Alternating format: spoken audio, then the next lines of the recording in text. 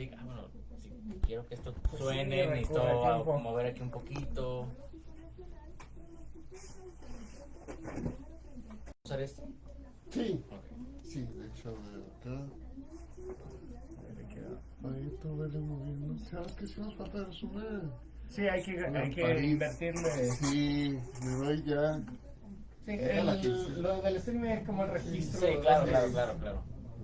Pero esto va en vivo, así que. Muy bien. Tú que no tienes fe, nos puedes seguir Sí, tú hablas con toda la confianza del Sí, mundo. Sí, no, porque perfecto. Sí, no te preocupes.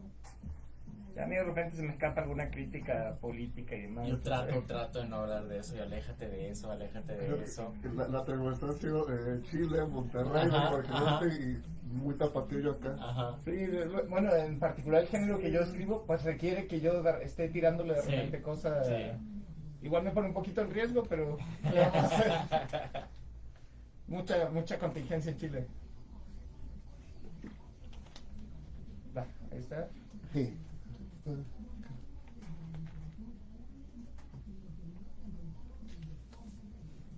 Y en esta rota que se escucha la música, platica nomás. No, está padre. Pues sí, además lo están viendo por allá. Hola.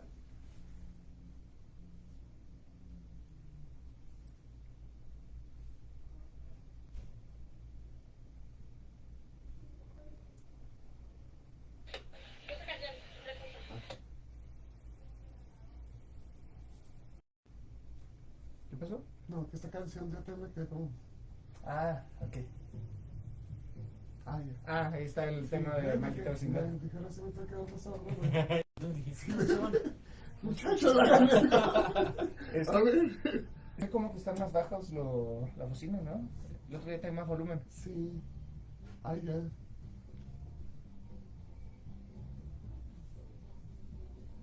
Sí, va después de empezamos por Maldita Vecindad.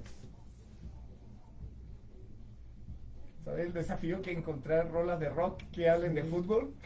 No, sí, yo no soy nada rockero, lo he dicho siempre. La otra vez que puse algo de, canciones de rancheras en rock. Y a otra solución. Pues sí, y la semana pasada pues me agandallé con Chile, entonces Ajá. fueron dos temas. ¿ahí es donde está en Chileno. Facebook? No, acá. Sí, pero ¿es ese? No, nosotros estamos en la página de la otra historia. Ok. Tal cual. ¿Cómo lo escribes?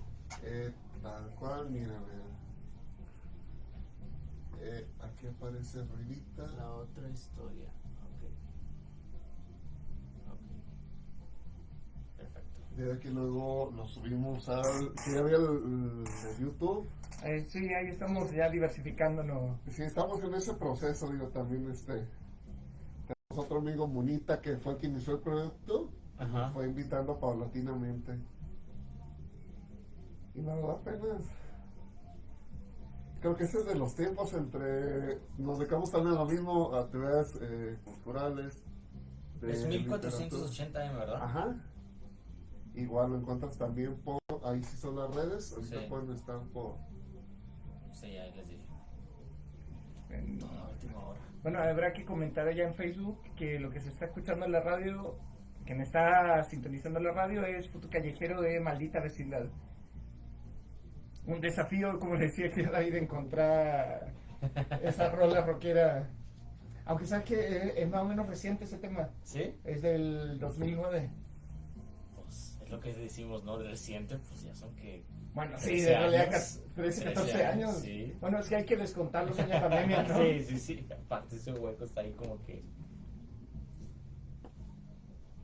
Pues sí, entonces ahí es la tarea un poquito también buscar esas rolas. El material.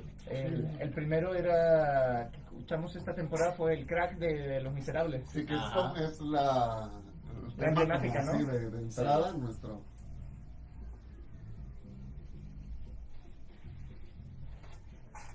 Nada, entonces, ¿comienzas tú, no? Sí.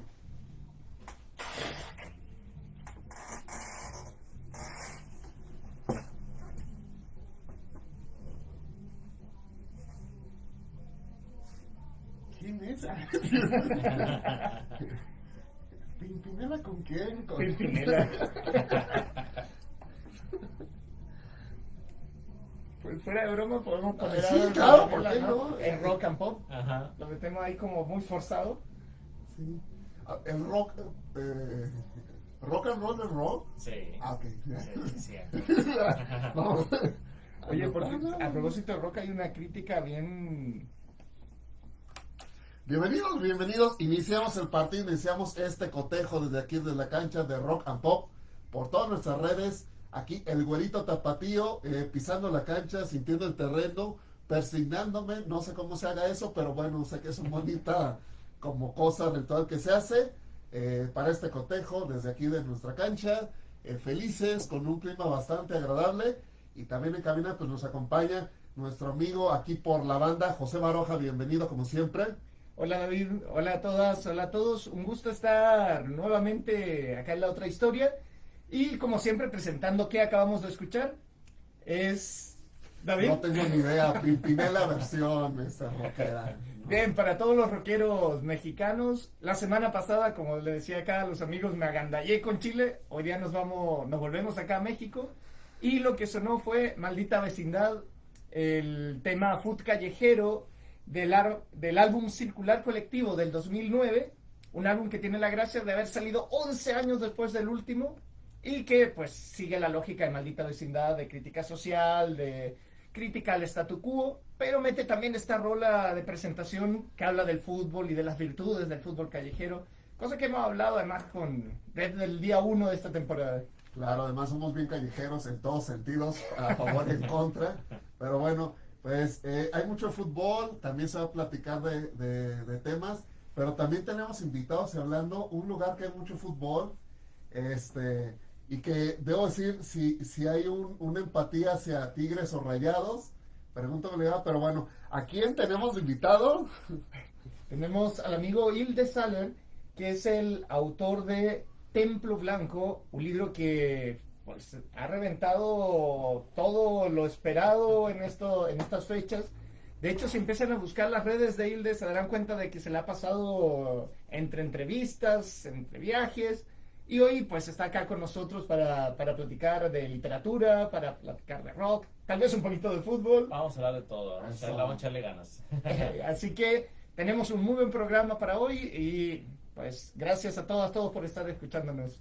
Así que bueno, de verdad, ¿tigre o rayado? Rayado. Rayado. Mi papá me va a matar porque él es tigre a morir, pero yo rayado. Ay, no, los rayados, yo ayer justamente recordaba, Eusebio jugó en Rayados. Uh-huh. El señor Barriga, tanto querido en Sudamérica, aquí no tanto, le iba a los Rayados. Tiene muchísima historia este equipo como tal. Creo que Tigres es incluso más como de última época, ¿no? Sí, digo, tuvo su repunte cuando volvió otra vez a la primera división. Pero los dos equipos, ¿no? Tienen una trayectoria y una afición impresionante. Me atrevería a decir que a lo mejor Tigres tiene una afición un poquito más grande que la de Rayados, pero es padre, ¿no? Esa dinámica de competencia cuando tienes dos equipos en casa que se pueden estar forzando a entregar mejores partidos. Es muy padre tener eso en la ciudad. Sí, de hecho me hiciste acordar allá cuando todavía vivía en Chile, cuando era un chavito ya hace mucho tiempo. Iniciamos con los chavorrucos, yo recuerdo. Exacto, empieza la memoria de inmediato. Pues sí, la discusión era entre don Ramón y el señor Barriga, que don Ramón le iba al Necaxa en ese tiempo. Sí, asumo que el Necaxa tenía su gloria de esa época. Sigue siendo el único necaxista en el país, Sí. de hecho. Y bueno, don Ramón al Monterrey. Entonces es interesante que vuelva a aparecer estos temas. Sí, el tema del fútbol, de los localismos, de hecho igual, pues acá, cosa vida, tenemos también nuestra guerra civil Chivas Atlas. Claro, y digo, tengo ya tiempo viviendo aquí en Guadalajara y es otra, antes también cuando estaba Tecos, ¿no? Y la UDG, a lo mejor no llegó a tanto, pero Atlas y Chivas es también aguerridos, ¿no? El pleito que se trae entre ellos. Por cierto, leí en la mañana que la UDG perdió contra Chihuahua. Sí, de hecho, de estos temas locales, también recalcarlo, Chivas Femenil, me sale el corazón, evidentemente, y ganó 10-2 contra Wow. Santos Femenil. De verdad, estos resultados donde, además de Monterrey, justo que tiene a las Rayadas Ujú. y Las a las tigrillas. Tigrillas, Ujú. junto con América, son de los 4 equipos. Súmale Pachuca que domina la liga femenil, pero interesante, de verdad, Sí. ha crecido. No sé si sea por el tema de las metrópolis estamos hablando de estas ciudades, que el fútbol femenil creció muchísimo. Y porque tienen buenos elementos, buenos equipos, y eso hace que la gente le guste. O sea, a la gente le gusta ver deporte, no importa si son hombres, si son mujeres, si es equipo nuevo, si es equipo chico. Entregas buen partido, haces deporte y sobre todo show, y la gente lo va a ver. A mí me sorprende ver partidos de las tigrillas, estadios llenos, ¿no? Cuando nos hubiéramos imaginado eso hace algunos años, ¿no? Y ahorita y mi papá, que es súper tigre, no se pierde tampoco sus partidos porque dices que juegan muy bien, o sea, a veces juegan mejor que los hombres, y te entregan mejores satisfacciones, entonces, pues, bienvenido, ¿no? Mientras haya deporte, excelente. Por cierto, ¿cómo sentiste la última final entre Tigres y Chivas? Que fue particularmente dolorosa acá, ¿no? Acá, en la casa se vive muy padre y muy intenso también porque mi papá es tigre y mi hermano, uno de los tres hermanos es Chiva, entonces luego había ahí carrilla por mayor, pero son de esas rivalidades en casa sanas en donde vas por la experiencia, vas por ir a disfrutar, por pasártela bien. Yo me acuerdo, tengo muy buenos recuerdos con mi papá cuando en una temporada que estábamos en Monterrey nos juntábamos según nosotros a ver partidos de fútbol y la verdad nunca veíamos nada, nos sentamos en un bar con botana, cerveza y estábamos platicando tan a gusto y de repente gol, ¿quién fue? ¿Quién sabe? No estábamos viendo y yo creo que se lo pasó a mi hermano y mi papá, no de que quién sabe qué pasó, pero llegaron bien, que es lo importante. Hablando de templos, en este caso templos blancos y verdes, ¿te llevaban al estadio? ¿Te tocó ir a...? Me tocó, Tecnológico? sí, al Tecnológico cuando era todavía Sí. el Estadio de los Rayados, vivía muy cerca de ahí, de hecho, entonces me podía ir caminando, vivía ahí cerca de la Colonia Roma. Y también fuimos al partido de Chivas por el trabajo de mi papá. Él trabajaba en una empresa en donde patrocinaba a los dos equipos. Le daban boletos. Mi papá es dueño de defensa. No, ojalá. Con razón el apellido. Y por ese patrocinio que la empresa tenía, le daban boletos a mi papá. Entonces sí, era muy común que fuéramos y llevábamos gente. A veces el partido, no sé, no llamaba la atención, pero ahí están los boletos y vamos a ver. Y digo, vas más que nada por el espectáculo, el ambiente, estar viendo las porras y todo eso, te entretienen, ¿no? Así no seas futbolero como yo, te diviertes estar viendo ahí en el estadio. Pues sí, a propósito de Tigres con Chivas, pues anécdota, mi hermano acá de México, pues le apostó a esta final a Chivas y tuvo un primer tiempo glorioso, que ya se veía ganando en las nubes, y qué horrible segundo tiempo que hizo pensar en un montón de conspiraciones. Sí, mi papá, yo le dije, ¿cómo pasaste el segundo? Porque fueron al estadio, fueron a la final. Le dije, ¿cómo pasaste el segundo? Pero le dije, no te lleves la camiseta de Tigres, por favor, no vaya a ser que pase algo. Si no, pues al principio, pues digo, resignado, ¿no? De que, güey, no va a pasar a más. Y de repente el cambio, ¿no? Y mi papá dice, yo quería celebrar, pero no podía porque ya se sentía el ambiente muy diferente, pero pues, es lo padre del deporte y de estos partidos, ¿no? Que te pueden dar todavía sorpresas. Me pregunto si en el calendario maya habrá aparecido alguna vez estas finales ahí como referidas. En estos, justamente que lo manejas en el libro, adentrados, el juego de pelota, digo, en México, si nos vamos a los antecedentes antes del fútbol, de todo esto, Sí. se tiene distintos antecedentes. No solamente el juego de pelota, creo que incluso en Chihuahua hubo un tipo de juego de pelota, quizás un poquito más parecido al baloncesto, Sí. pero en México hay los antecedentes de Y patear algo. Y en Michoacán lo juegan con un bastón, como el polo, ay, ¿Golf? no, El polo que se hace en caballos. el de que Hockey. trae máscara, como el hockey de pasto, más o menos. Ok. Lacrosse, como lacrosse. Ah. Es más, de hecho, lacrosse, no sé si Ujú. sepan, pero se originó a raíz del juego de pelota de México. Y ahorita de ahí se fue desarrollando. Y pues lo padre del juego de pelota es de que es de las pocas cosas que todas las culturas tenían en común. Por ejemplo, las ruinas de Michoacán o los pueblos que viven en Michoacán, los purépechas, que siempre estuvieron en conflicto con los aztecas y nunca se pudieron conquistar. Los mayas, que es otro tipo, incluso Chihuahua, que tienen Paquimé, y todos tienen canchas de juego de pelota. Entonces fue algo que me ayudó para el libro a la hora de yo querer hablar de todas las culturas de México. Me ayudó mucho tener ese hilo que unía a todas las culturas, y en el libro hablo de que se crea una liga donde todavía están jugando las escuelas el juego de pelota, y gracias a eso podemos visitar varios lugares, pero muy interesante también cómo hay todavía ligas aquí, sobre todo en Sinaloa, que están tratando de rescatar el juego de pelota, y hay partidos, torneos, como un esfuerzo de que eso no se pierda.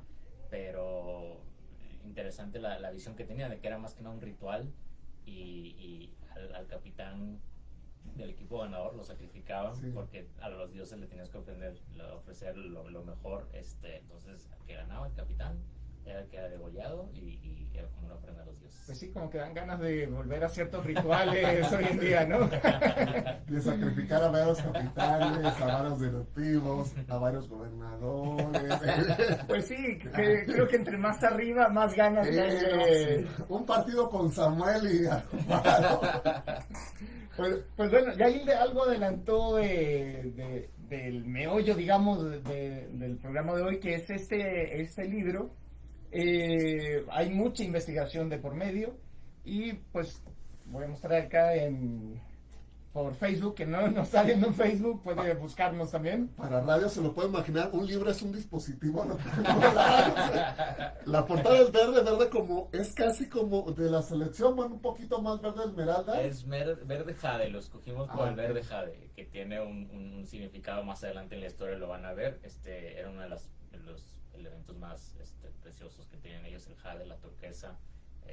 Y tiene una razón. Ya cuando andemos allá por el libro 3 se van a dar cuenta por qué era importante ese color, pero es color jade. Ese es un detalle importante. Está hablando Hilde ya del libro 3, claro, porque estamos hablando de una saga propiamente que se mete dentro de todo este entramado de la novela de fantasía propiamente, pero con una particularidad que hay que rescatar estando acá, que precisamente Hilde se va a toda la riqueza de la misma mitología de los pueblos originarios mexicanos, que obviamente pues para estos pueblos no se trata de mitología, nosotros lo vemos desde nuestra posición actual. Su mitología con la Virgen de Zapopan. Exacto, o sea, si empezamos a hacer comparaciones, pues metemos también el catolicismo, metemos el protestantismo, etcétera, pero recoge mucho de nuestra propia historia, y me incluyo ahí, aunque yo esté allá en el sur de América, porque pues todo esto fue de alguien mucho antes de la llegada de los españoles, y pues es un libro que precisamente se inserta dentro de este género de sagas, pero lo hace desde la originalidad y desde la importancia que es recuperar lo propio. Sí, la intención fue presentarle estas historias a los jóvenes de una manera más ligera, de una manera más entretenida. Yo tuve oportunidad de leer algunos libros, un libro que me trajo mi hermano de Chiapas, que se llama Leyendas Mayas del Inframundo, buenísimo, y me hizo recordar otro libro que leí, el Popol Vuh. El Popol Vuh, por ejemplo, es un libro muy bueno, hay gente que se ha aventurado a leerlo, pero está escrito con un español del siglo XVI que está complicado de entender. Y me quedé con esa idea de cómo pudiéramos hacer que estos mitos, que estas leyendas las pudiéramos acercar a los jóvenes, más ligero, más entretenido. A los jóvenes le dices esa historia, le empieza a flojera. Bueno, el reto que yo me planteé es, vamos a hacerlo de una manera que a ellos les pueda interesar, y desde ahí, como en Inception, ¿no? Empezó la idea y empezó a crecer, hasta que después de mucho investigar, de viajar también, tuve la oportunidad de ir a todas las ruinas que menciono en mi libro. A mi familia y a mí nos encanta viajar. Entonces cada vez que plantean un viaje yo decía, es que tengo que ir a Cholula porque estoy investigando para mi libro, y vamos a ir a Ciudad de México, tengo que ir a Teotihuacán. Entonces siempre encontraba la manera de encontrar ahí un cachito para aprovechar el viaje. Y después me tardé, yo creo que 10 años en estar investigando, en estar viajando, en estar armando la historia, porque ahorita José dijo algo muy, muy interesante. Si bien la historia empieza con las culturas y los pueblos originarios de México, conforme vamos avanzando en la historia, yo decía, bueno, es que ni modo de dejar afuera, por ejemplo, los incas, ¿no? De Perú, y también ahí tienen una historia muy padre, y nosotros que tenemos aquí de vecinos Estados Unidos, los apaches, los sioux, y me fui expandiendo, y al rato empezamos a incluir también las tribus de Chile. De hecho hay un campus allá que se llama el Pucará de Quitor, no sé si a lo mejor José lo conoce, pero hablo también de Quilmes en Argentina. Entonces empecé a armar, los aztecas tenían una palabra muy bonita que se llama náhuac, que lo usaban para representar el continente americano, quiere decir tierra entre aguas, que es realmente el continente americano. Entonces mi historia sucede en el Anáhuac, desde Alaska hasta la Tierra de Fuego de Chile y Argentina, y hablo de todos los pueblos originarios. Poco a poco vamos conociendo más y el mundo va creciendo, y porque dije, es que no podemos dejar estas riquezas que también tenemos en otros países, ¿no? Y aparte con las cosas de que igual ya visité todos los campos de México, ahora tengo que ir a Pucará de Quito en Chile, y tengo que ir al rato voy también expandiendo mi lista de viajes. Es interesante, de verdad, el tema, por ejemplo, de la náhuatl, que de hecho fue de los primeros nombres de nuestro país. Así es. Es curioso. Resalto siempre la parte lúdica, que de verdad, la portada del libro, veo que Quetzalcóatl, de hecho, también hay que señalarlo. Justamente algo que comentabas, hoy de pronto vienen los niños.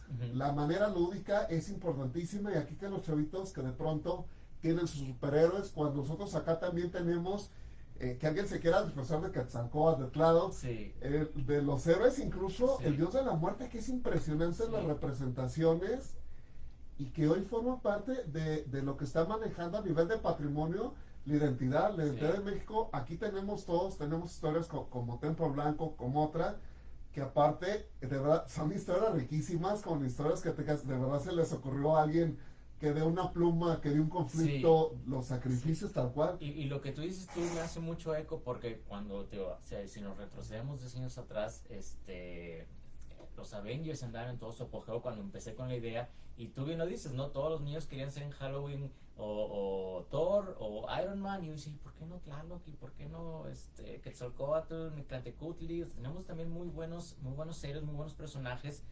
Lo que pasa es que Marvel y Disney encontraron una muy buena, muy adecuada de acercarle esa mitología a los dioses. Ahorita, por ejemplo, lo vemos con Disney y Percy Jackson, que está otra vez retomando toda esta saga de libros de mitología griega.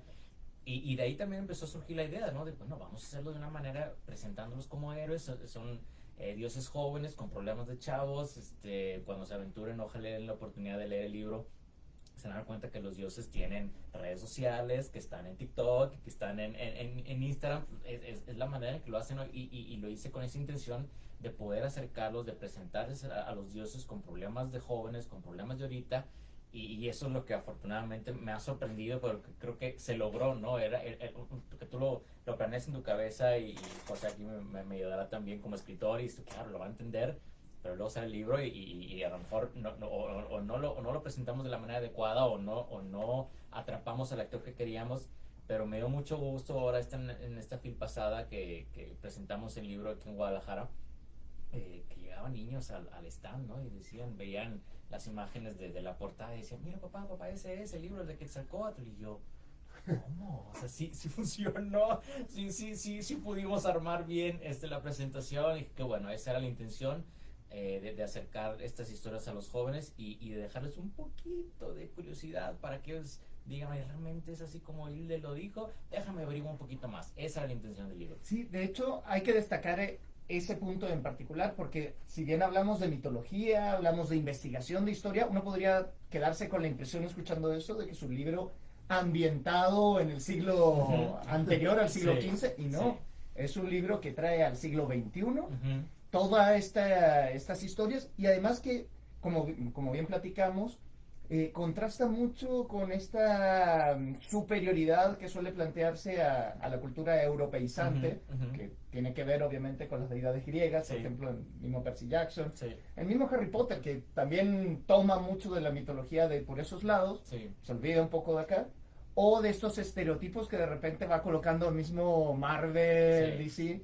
Hay un superhéroe por ahí que se llama el Azteca, por ejemplo, y que pues tiene toda la lógica del luchador, o el Bane, que es enemigo de Batman, pero también el luchador. Pero yo creo que todo es cuestión, y por qué son tan atractivos estas historias de los griegos, de la mitología nórdica, todo tiene que ver con el branding, ¿no? O sea, de cómo se planteó presentar a los héroes de una manera diferente. Y con vamos a tomar un pequeño descanso, vamos al medio tiempo, ¿les parece? Refrescarnos, que nos hace falta, y regresamos aquí con la otra historia, con el Templo Blanco. Pues la verdad sí es buen trabajo de documentación, ¿no? Sí, no, y Y encantado. sobre todo, no hacerlo pesar. Me pusieron dos canciones. Quieren que sea la primera que pusimos y la otra al final o regresando de algún corte. Ya me van diciendo ustedes que Ok. Pues regresando del corte mejor. Para aprovechar de tirar algo ahí. Sí.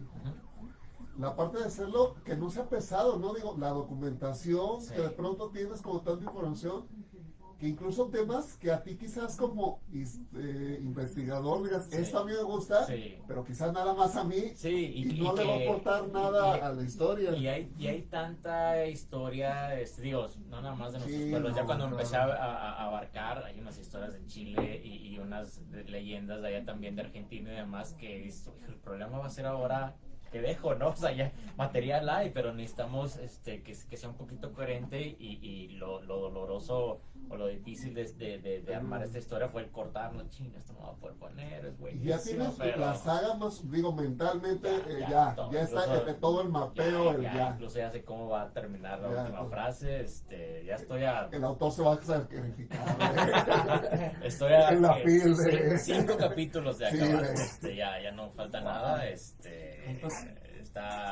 la tenía muy clara desde un principio, sabía que no iba a ser una historia de un solo libro, a menos de que consiguiera un loco que quisiera imprimirlo todo en una... 350. Sí, pero dije, no, va a ser de una trilogía y muy clara la trama, puso un El glosario glosario, de también. hecho, me llama la atención. Es que Sí. la historia habla de qué hubiera pasado si estos pueblos se les hubiera permitido evolucionar, si nunca les hubiera truncado el que los españoles Las llegaran. ucronías, Así eso es Entonces, maravilloso. hablan en sus lenguas e incluso pensando, digo, nosotros por ejemplo el Sí. español que tenemos es muy Sí. diferente al que se hablaba, tuve que crear algunas palabras que solo ellos usan, como si sus idiomas también hubieran evolucionado, cómo estarían hablando ellos, y me inventé unas palabras para que sonara coherente, ¿no? Que no nada más fue la cultura la que siguió viva, sino también esa lengua. Es que el tema de lenguaje sí es muy importante, porque es náhuatl, y todo el mundo piensa justamente que quizás ahorita la referencia sea la película de Mel Gibson, Apocalíptico. Es verdad. Digo, cuando lugar común tenemos todas las palabras de náhuatl. ¿Sí? Yo tengo un amigo tal cual, también escritor seferino, que ya de hecho presentó el libro. Él tal cual, su lengua materna es el náhuatl, es de Veracruz. Ujú. Y de verdad de pronto nos sorprende con palabras. Una es, bueno, es lógico que son náhuatl o son de alguna lengua, pero otras que no tienes ni idea que son en serio. Sí. Sí, y te quedas sorprendido, te da una infinidad de palabras. Yo, por ejemplo, solo en Monterrey, que somos del norte y que no tenemos nuestros Sí, pueblos que fue originarios, la- los diezmaron, ¿no? Pero Sí. sí usamos muchas palabras que yo sí no me daba Incluso cuenta. lo de Aridoamérica, Ajá, Mesoamérica. Por ejemplo, nosotros allá tenemos Los chichi. una frase de cuando está lloviendo, está el chipi chipi. Eso es una frase Sí. en náhuatl de que es pequeño, ¿no? Entonces dices, mira, o sea, lo dije toda mi vida, pero hasta que no empiezas a documentar, dices, mira, venía el náhuatl, ¿no? La toponimia de los lugares, de las Ujú. ciudades, por ejemplo, Zapopan es náhuatl. Eso Ujú. lo enteré hace poco, que era Zapopan. Ujú, ujú. Toda referencia, todo es increíble. Sí, es increíble cómo se va volviendo sincrético, digamos, con el idioma predominante. Sí. Así es. Y bueno, ya sabemos que predomina también Sí. tiene que ver con el poder y Claro. quién se ha instalado ahí. Sí. Pero pues, no te aplaudo el trabajo de documentación Gracias. que Bueno, pensado gracias. para una trilogía. Y para hacerlo para jóvenes, digo, y Sí. de verdad sí está. Otra vez, es que los chavos no leen. Me la, Pues me la sí compliqué, leen, me la digo. compliqué mucho precisamente para poder llegarle a los jóvenes. Mi editor me dijo, hiciste cosas muy difíciles. Por ejemplo, todo el libro está escrito en presente, lo cual es difícil, pero es así como los libros de ahorita para ellos están escritos. es difícil mantener al lector entretenido y que no suene un reporte policíaco cuando estás practicando todo en presente. Entonces me dice, eso es algo difícil de hacer. 2, me dijo, cada capítulo está contado desde una voz diferente. Entonces, lo hice con esa intención porque en un capítulo, por ejemplo, podemos conocer el punto de vista de Hernán de una situación de que le descubre que tiene poderes y lo quiere meter a una escuela de magia, y de repente en el siguiente capítulo vemos el punto de vista del papá, de oye, pues, el niño emocionado, pero el papá dice, oye, pero espera, ¿cómo? Y, o sea, está padre porque te metes en la cabeza de cada personaje, y eso al lector le gusta, pero es difícil lograr una voz diferente en los capítulos, ¿no?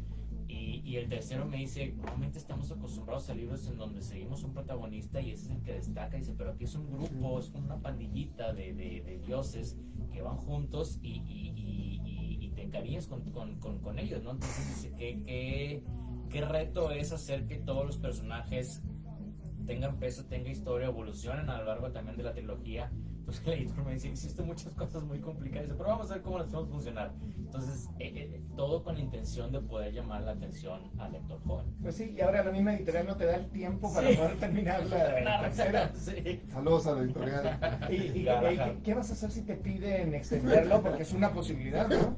Que tú lo hayas pensado en 3 y la editorial te diga, oye, nos fue muy bien. Mira, pero lo primero que les dije es, no quiero hacerlo solo por generar ingresos. Yo entiendo que esto es un negocio y ustedes tienen que recuperar el dinero, pero he visto trilogías que se caen por eso de que, o sea, fue nada más con la intención de vamos a aprovechar como el dibujo del caballo, ¿no? Sí, que cómo lo vas dibujando en etapas y lo último se te cae, ¿no? Entonces le digo, o sea, si yo tuviera la manera de continuar y una manera que me guste y que sea interesante y que diga, estoy realmente aportando a la historia, lo hago, ¿no? Pero nada más porque necesitamos sacar más libros, no. Pero a la hora de que empiezas a investigar y conforme empezó a avanzar la historia, le dije, mira, se me ocurre una manera de poder hacer un tipo precuela, como Star Wars, ¿no? De leer la historia antes de cómo llegamos a este primer libro. Luego eso lo pudiéramos hacer, pero he visto que libros así son difíciles de que funcionen porque la gente quiere ver a los personajes que conoce, ¿no? O sea, los con los que te cariñaste y quiere seguir viendo. Entonces le digo, bueno, pero digo, está una opción. Y ya encontré otra manera de sí poder seguir con la historia. De hecho, llegó un punto en la historia que digo, yo mismo dije, ay, me da mucha tristeza no poder avanzar más con esto, porque se acaba la historia. Pero eso me dio de, bueno, si quisieran, ya pudiéramos encontrar una manera. Se me hace muy interesante. Vemos también a los personajes evolucionar. Entonces, vamos primero a acabar el tercero. Entras, ¿verdad? Qué buena canción. Sí, no te preocupes. Aquí con... Pero tienes razón con el tema de la precuela, porque la verdad, si el libro pegó, siempre hay el cariño con el personaje. Quiere ver a eso, sí. Y es muy difícil lograr enganchar a alguien con alguien nuevo. Sí, yo por eso decía, bueno, a mí se me antoja, eso sí se me antoja mucho como escritor, porque estábamos hablando de hablar de un México del 1800, la época de la Revolución, y que se me hace muy padre hablar de eso. Pero no van a estar ninguno de los personajes del libro. Ya será, va a ser algo. Sí. Entonces digo, pues ahí habrá que ver qué tanto, también el reto, ¿no? De ver qué tanto logras con una historia nueva. Ya será un multiverso, ¿no? Totalmente de. Sí. De hecho. Pero sí encontré una manera de seguir. Dije, esto sí me gusta, pudiéramos seguir. Yo hay unas ilustraciones en redes, son de editorial. Es que está muy padre. De hecho, porque. Ahorita con la inteligencia artificial ya ves que haces unas maravillas. Yo de repente me pongo a jugar. Yo soy muy visual, a mí me gusta ver y me gusta tener. Entonces me meto ahí cuando tengo tiempo de estar escribiendo. Para la discusión también es importantísimo imaginarte, por ejemplo, ¿quiénes somos de acá? Pues volvemos a la otra historia. Acaba de sonar Give Me the Power de mi queridísimo Molotov. Nora de Pumas. Bueno, ya. No, y es un tema, por cierto, una rola muy destacada del año 97. Ya estábamos hablando de su tiempo, lo lejos que suena, pero que es emblemática además de este grupo y que tiene que ver con la contingencia, o sea, el tema de la política y de todo lo que está entre medio. De hecho, recién nomás en Chile. Tenemos este gobierno ya en Chile, entre comillas, ahora ya entre comillas, de izquierda progresista, que ya legitimó la constitución de Pinochet por un tema muy mal hecho de plebiscito. acaba de morir el Piñera. expresidente Piñera y pues el gobierno que le echó, disculpando el término, le echó mierda todo el tiempo, bien merecida, por cierto, a mi parecer, pues ahora le lavó la imagen de una manera extraordinaria y ahí uno piensa, pues políticos son políticos, el arte de no decir lo que realmente se piensa, y ahí está la trascendencia de eso. Pero voy al tema del poder precisamente porque hace rato salió lo del Popol Vuh. Y resulta que el Popol Vuh es un libro que habla, por cierto, de la tradición, de estas historias ya mitológicas del mundo prehispánico. Sin embargo, también es un libro que está trabajado por encima por los mismos sacerdotes que se encargaron de sostenerlo, digamos, en la historia, de cristianizarlo un poquito también para llevarlo a nuestros terrenos. Y es interesante cómo se mueve esto, porque también implica ciertos criterios de colonización, de cómo tratar el mito, pero me da la idea que en Templo Blanco, pues la idea es ir antes incluso de todo eso y contrastar un poco con esta imposición colonial que tenemos encima. Y sobre todo poder presentarlo de una manera mexicana y no quiero decir nada más nuestra, sino normalmente cuando se escriben estos libros o cuando se cuentan esas historias son desde el punto de vista de un extranjero y chocan muchas veces con lo que realmente significaba. Por ejemplo, me llama mucho la atención porque sí hay historias que hablan de mitología mexicana, libros de fantasía que son para jóvenes, pero siempre ponen al malo, al dios de la muerte o al dios del inframundo, como si eso fuera lo peor que pudiera pasar a una persona, cuando nosotros los mexicanos y muchos latinos lo vemos como una parte intrínseca de la vida. O sea, no es malo, no es un dios al que le temen, no es un dios al que le tenían miedo, pero el occidental, ¿no? Tiene esa noción de la muerte es lo peor que te puede pasar, el inframundo es lo peor que puede haber, cuando para ellos era, pues, nunca la manera donde una persona terminaba después de su vida no tenía nada que ver con si era una persona buena o mala, era en base a las acciones que hacía, pero en el sentido de que si eras un guerrero te ibas al cielo, si eras una ama de casa te ibas al inframundo, pero no porque fueras bueno o malo. O sea, esas nociones ellos no las tenían. Entonces me tenía muchas ganas de poder contarlo esto sin esos filtros que algún extranjero pudiera tener sobre nuestras historias. Y ahorita que tocas tú el poder, me llamó mucho la atención cómo a la hora de yo estar investigando empecé a redescubrir yo también México y lo que teníamos antes. Uno de los puntos que quise tocar aquí, que el editor como que me dijo, y como que un libro de jóvenes, a lo mejor esto valdría la pena sacarlo, y dije, no, esto sí lo quiero defender, esto no lo quitamos. Hablaba precisamente de los servidores públicos. La noción que se tenía antes de los gobernantes es muy diferente a lo que tenemos ahora. Antes la gente que era escogida lo veía como un sacrificio, porque sabían que si tú eras escogido para un cargo público, tenías que dejar tu negocio, tu familia, sacrificar todo en beneficio de la sociedad. Si a ti alguien te escogía, oye José, necesitamos que tú seas el encargado del departamento de letras del emperador, tú David, necesitamos que hagas el fútbol. Ahorita me llama mucho la atención, sobre todo ahorita que estamos en época de elecciones, que hablan, ¿no? Su carrera política. Ya es una carrera esto, ¿no? Cuando antes era, me escogieron para tal puesto y sabías que tu vida se acabó, porque todo iba a ser trabajar a favor de la sociedad. Entonces yo le dije al editor, no, tenemos que dejar esto, porque necesitamos acordarnos de cómo éramos antes y de que estas nuevas formas no son las únicas ni son las que deben de existir. Otro tema que a mi editor le brincó mucho a la hora de estar trabajando el libro. En mi libro hablo de que las ruinas, Chichén Itzá, Tulum, son escuelas en donde las gentes de los pueblos originarios van a estudiar. Y es un sistema educativo en donde es gratuito, es un internado, los niños van y ahí se quedan, estudian, les dan de comer, les dan los uniformes, los útiles, y les dan dinero para moverse, por trabajos, etcétera, etcétera. Y mi editor me decía, ¿no se te hace como que este sistema educativo que creaste en tu libro es muy elitista? Y yo, pues así era antes, en el Imperio Azteca así era, la obligación era gratuita y obligatoria para todos los niños, desde el hijo del campesino hasta el hijo del tlatoani o del emperador.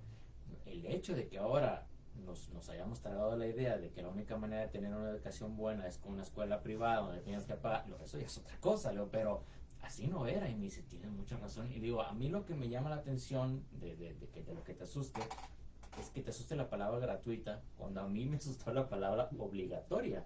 Los niños tenían que ir a la escuela, no es de que quiero, no, ay, mamá, yo quiero ser youtuber. No, hijo, vas a la escuela y después te puedes dedicar a lo que tú quieras. Qué diferente esa noción, porque la escuela no vas a aprender, o sea, vas a interactuar, vas a aprender a lidiar con el profesor barco, el profesor perro, el alumno flojo que nunca hizo nada de trabajo. O sea, vas a eso, a aprender a enfrentar ese tipo de situaciones para que cuando tengas un trabajo, una familia, sepas qué acciones tomar. Entonces le digo, y son cosas que teníamos y que de repente perdimos, y por eso la intención de volver a hablar de esto en el libro de una manera muy, muy ligera, para decir a los jóvenes y a nosotros también como latinos, que no nos venden esa idea de que somos mediocres, de que tenemos que ser agachones. O sea, fuimos muy fregones, no hay que perder eso. Es que aquí hablamos de cosmovisión, ¿no? Que es un tema bien interesante. Era todo integral, tal cual, y había un compromiso total. Siempre se ha hablado, por ejemplo, creo que es igual a Latinoamérica, es que vino la colonia y pum, ya no hicimos nada. Sí. Y es justificar todo lo que no somos, lo que aspiramos a ser, por un tema de la colonia, cuando realmente no, cosas buenas, cosas malas, nos quedaron de estas etapas históricas. Ahorita justamente repasando el libro, y lo reitero, qué importante que sea para jóvenes y que sea divertido. Por ahí incluso checaba los nombres, está increíble. Ojalá se haya hecho un gran detonante que igual que sume a libros que ya están, que por ejemplo que imponga hasta ciertas modas. Lo hacíamos nuevamente con los Avengers, con otras figuras, incluso con Coco, que pasó. Sí. Pero que tengamos de pronto incluso el tema de nombres. Ahorita muchos, otra vez chavorrucos, en los 90s, los nombres, los Brian, estos nombres, que ahorita por ejemplo tengamos nombres, además de Citlali, por ejemplo, y otros nombres náhuatl o de cualquier, digo, aquí cultura, identidad indígena. Sí, y aquí tenemos, digo, en México hay 72 pueblos originarios, en donde hay 72 maneras de entender el mundo, de explicar cómo se creó el mundo, cómo llegó el hombre, cómo se crearon los animales. Entonces, eso era lo que yo quería rescatar. Ya cuando estamos en el proceso de edición, en la última etapa, todos estos datos duros, los datos técnicos, los repasé una vez más para no equivocar y estar seguro de que lo que estábamos imprimiendo era correcto. Porque, digo, si bien es un libro de fantasía, quise que tuviera bases creíbles, ¿no? Por eso me documenté bastante. Y yo en mi libro, en el primer borrador, yo había mencionado que existían 72 pueblos originarios, y a la hora de salir, chequé el dato, dije, fueron esos datos que yo quise volver a revisar, y ya nada más había 70. Y dije, no me equivoqué. Dije, a ver, lo revisé y dije, no, en efecto, de que yo escribí el libro hasta que se publicó, 2 pueblos originarios dejaron de existir. Y eso a mí me dejó un shock. Dije, no invento, o sea, son 2 culturas que se perdieron. Ya nadie va a hablar de sus historias, ya nadie va a hablar su lengua. Dos letras de canciones que ya nadie va a cantar, que se perdió. Ahorita hay algunos esfuerzos de parte del gobierno de digitalizar las lenguas, las canciones, diccionarios, pero me hizo mucho ruido eso, ¿no? Que cuánta riqueza no hemos perdido porque no se ha tratado de documentar, de escribir, y sobre todo porque no se mantiene viva. Digo, porque lo puedes tener en un CD, en una biblioteca, pero si nadie lo lee, nadie lo revisa, no va a pasar de empolvarse. Entonces la intención es de que fuera algo muy vivo, de que los jóvenes lo pudieran ver, sentir. Cuando platico de las historias, buena parte de esta primera historia sucede en la Ciudad de México, entonces caminamos junto con los personajes por las calles, y lo hice con la intención de que el lector, cuando estuviera en la Ciudad de México, ay, aquí sucede esto, uy, aquí pasó lo otro, ay, aquí mataron a él. O sea, fue con esa intención de que vivieran la ciudad de una manera a través de estos personajes. Sí, claro, y bueno, sin ánimo tampoco de llegar a las idealizaciones, que también es uno de los riesgos en los que se vio hoy, de todo fue mejor antes. Claro. Sí es muy cierto la posibilidad de contrastar para los jóvenes respecto, por ejemplo, a esta visión de mundo con la que llegan los españoles, con la que llegan los europeos en general, que básicamente instalan la idea del señor feudal acá en América, Sí. y con eso, pues, nuestra herencia actual. De hecho, en mi libro, aprovecho de hacerme publicidad, Que también pueden adquirir. ahí por Gonville el Línea y demás, y en el de mi esposa también, Ah, la amada Leida Mariscal, hay un cuento que habla del Godín, que le ha ido bastante bien, donde se plantea esta como lógica normalizada de estar, como bien decías, agachando el moño, diríamos Sí. en Chile, Sí. de estar siempre obedeciendo al patrón porque el patrón te hace un favor básicamente Sí. dándote trabajo, y no se ve al revés, o sea, no se ve como que en realidad el empleado es el que le está haciendo un favor porque está manteniendo su empresa, está haciendo que todo funcione. Entonces, esa lógica, dar la vuelta a partir de la ficción es interesante. Lo mismo con las tradiciones. También publicidad en M. de Morales de Leida Mariscal, insisto, mi amada esposa. Lo que es no querer dar regalo el 14 de febrero. No, eso Saludos, Leida. eso ya está solucionado, así que ni te Leida, no preocupes. esperes nada, de verdad. Pues también ahí se ve el tema de las tradiciones, la cristiandad, Ujú. el catolicismo en particular, si bien tuvo algunas cosas beneficiosas, digamos, pues en muchas cosas del roce social, pues perjudicó bastante, no solo al mexicano, al Sí, latinoamericano sí, en general. sí, Entonces es muy bueno que a partir de una documentación tan seria que haces de tu libro, sí. que los chavos tengan la posibilidad de ver, era así siempre fue así. Sí. Y bueno, ver otros dioses también, ¿no? Y sin echar tierra, como bien dijo David ahorita, ¿no? O sea, creo que la llegada de los europeos trajo mucho beneficio también aquí. España y Portugal no serían lo que son ahorita sin nosotros, así como tampoco seríamos lo que somos ahorita por ellos. No se trata de decir vinieron a cambiar todo, vinieron a perjudicar todo. No, nunca. Creo ahorita en estos años como que se tienen muchas tendencias a ser las víctimas, ¿no? Nos gusta el juego de buenos y malos, es ¿no? que cómo sufrimos Sí. con los españoles. Por favor, somos lo que somos ahorita es gracias a ellos. El libro no habla de Documentación es trabajo de Claro. lectura, Sí. de ver películas, Sí. de ver videos, de escuchar. sí, Entonces es fenomenal.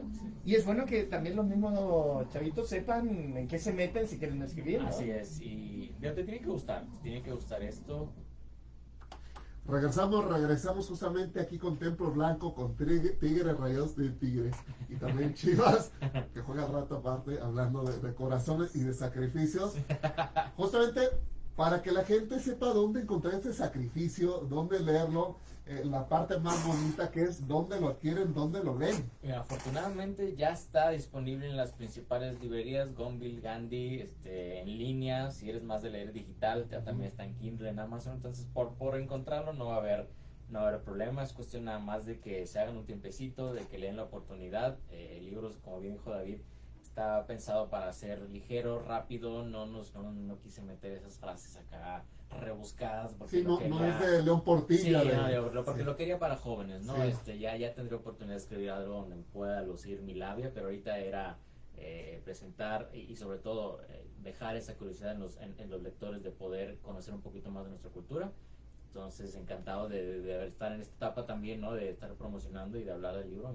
La editorial que no hemos mencionado también. Galahad se lució con esta editorial y con creer en la historia. Desde que empezamos con las primeras pláticas, me pasó algo muy curioso. Este es el primer libro que yo hago. Entonces, era nuevo en esta parte del proceso de cómo publicas las cartas que envías a la editorial. Y tuve una suerte de que inmediatamente hicimos clic y ellos tenían también el sello de autopublicación y me dijeron, o lo puedes autopublicar o lo podemos publicar y nosotros nos encargamos de toda la producción. Me dijeron, tenemos que hacer un dictamen. Yo soy muy curioso y muy chismoso. Entonces cuando me dijeron que ya tenía el resultado del dictamen, yo estaba en Monterrey, se acaba de levantar la pandemia, entonces pude por fin visitar a mi familia. Estaba allá y le dijo, oye, pero dime algo, ¿no? ¿Cómo me fue? Porque me dijo, en caso de que no nos interese, pues tenemos que decir que la vamos a autopublicación, ¿no? O sea, entonces así como que esa es la manera de decirte sutilmente, no pasó, ¿no? Entonces le dijo, oye, dime algo. No, vente acá a la oficina y platicamos. Y dije, ¿qué decía en la cara? Que no funcionó, ¿no? O sea, sí, no, fíjate que no pasó. Y total, llegamos a la reunión y me empezó a decir, oye, pues mira, estructuralmente hay que corregir algunas cositas, se puede mejorar el hilo del libro, le damos un 7 más o menos. Pero comercialmente